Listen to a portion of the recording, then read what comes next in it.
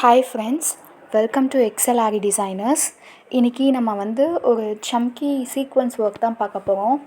இதில் வந்து குட்டி குட்டி ஃப்ளவர்ஸ் வந்து நம்மளால் அழகாக போட முடியும் இதே மாடலில். ஸோ ஆனால் என்ன அப்படின்னா வந்து ஒரு சின்ன சர்க்கிளில் உங்களுக்கு வந்து ஃப்ளவர் வந்து போடுறது வந்து ஈஸி. சம்கி சீக்வன்ஸ் ஒர்க் இந்த மாதிரி நான் இப்போ போடுற மாதிரி இது வந்து நான் கொஞ்சம் பெரிய ரவுண்டாக போட்டிருக்கேன். எதுக்குன்னா வந்து நான் உள்ளே வந்து ஒரு ஒரு சின்ன ஒரு லைன்ஸ் மாதிரி போட்டு அந்த மாதிரி டிசைன் பண்ணலாம் அப்படின்றதுக்காக ஒரு பெரிய சர்க்கிள் மாதிரி போட்டிருக்கேன்.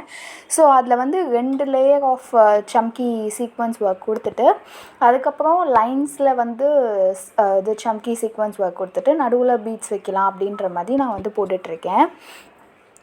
இப்போ வந்து அதுக்கு நான் சம்கீஸ் வந்து எப்படி போடுறேன் அப்படின்னு நீங்கள் பார்த்தீங்கன்னா புரியும்.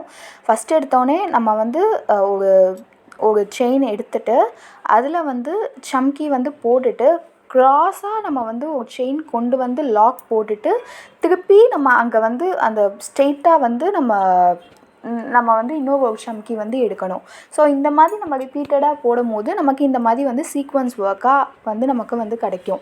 இதில் வந்து நான் சர்க்கிள் வந்து கொஞ்சம் வந்து ஷேப் கரெக்ட் இல்லாமல் போட்டிருக்கேன். ஸோ அதனால வந்து உங்களுக்கு அந்த சர்க்கிள் ஷேப் வந்து கரெக்டாக வரல.